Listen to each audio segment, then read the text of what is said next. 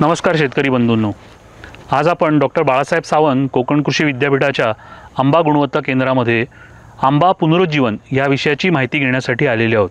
निवड करत असताना काही गोष्टी आपल्याला महत्त्वाच्या आहेत। सगळ्यात महत्त्वाची गोष्ट ही की झाडांवर मोठ्या प्रमाणावर बांडगुळ असणं, त्याचबरोबरीने झाडावर मर फांद्यांचा प्रादुर्भाव असणं, त्याचबरोबरीने झाडांवर रोग व किडींचा विशेषतः ज्यांनी रस शोषून घेतलेला आहे अशा प्रकारच्या किडींचा प्रादुर्भाव असणं। आपण पाहू शकता की या झाडाला फार उंचापर्यंत जवळजवळ 20 ते 25 फुटापर्यंत फांद्याच नाही आहेत। म्हणजे पानांची जी संख्या आहे ही पानांची संख्या 30, 35, 40 फुटावर वरती आहे आणि त्यामुळे फांद्या फोडायची सवय आहे ज्या खोडाला, त्या खोडापासनं मला सुरुवात करावी लागेल की जेणेकरून तिथे पहिली फांदी फुटेल आणि मग त्याच्यानंतर हळूहळू खाली फांद्या फुटायला लागतील। त्यामुळे जर समजा हे असं जुनं 40 वर्षाच्या वरचं झाड असेल तर त्याला मला सर्वसाधारणपणे ह्या भागावर म्हणजे जमिनीपासून साधारण 15 ते 20 फुटावर कट करावं लागेल। हे कट करत असताना ही बेचकी जी आपण पाहताय या बेचकीत आपल्याला कट करावं लागेल। अशा प्रकारची जी मध्यभागातली फांदी आहे ती देखील आपल्याला पुनरुज्जीवन करत असताना काढायला हवी।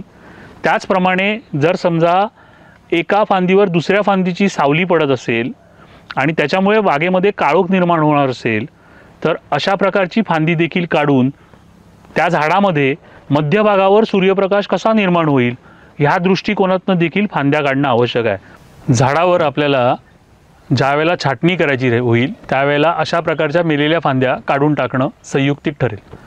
त्याचबरोबरीने ही जी फांदी नवीन फुटलेली आहे किंवा वरच्या दिशेने जाणारी जी फांदी फुटलेली आहे अशा ठिकाणी जर छाटणी केली तर ह्या नवीन फुटलेल्या फांद्या त्या तुलनेमध्ये ह्या जून झालेल्या फांद्या ह्या लवकर आपल्याला नवीन फांद्या फोडू शकतात। झाडावर उत्पादन मिळण्यासाठी काम करणाऱ्या फांद्या कमी आणि अनुत्पादित फांद्या जास्त अशी परिस्थिती असेल तरी देखील आपल्याला पुनरुज्जीवन करणं आवश्यक आहे। ह्या मेलेल्या फांद्या आपण काढणं गरजेचं आहे, अन्यथा ह्या रोगराई निर्माण करण्यासाठी कारण ठरू शकतात।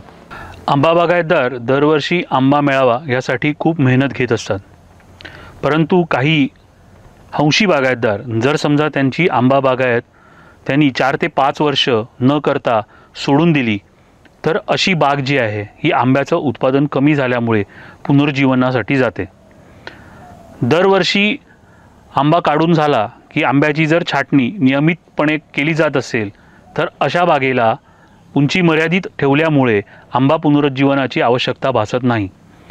परंतु ज्या भागांची उंची ही अतिरिक्त वाढलेली आहे, ज्यांचा विस्तार अतिरिक्त वाढलेला आहे, एका झाडाची सावली दुसऱ्या झाडावर पडते आहे, जिथे प्रकाश संश्लेषण क्रिया कमी झाल्यामुळे उत्पादन कमी झालेलं आहे, अशा बागांना आंबा पुनरुज्जीवनाची आवश्यकता भासते।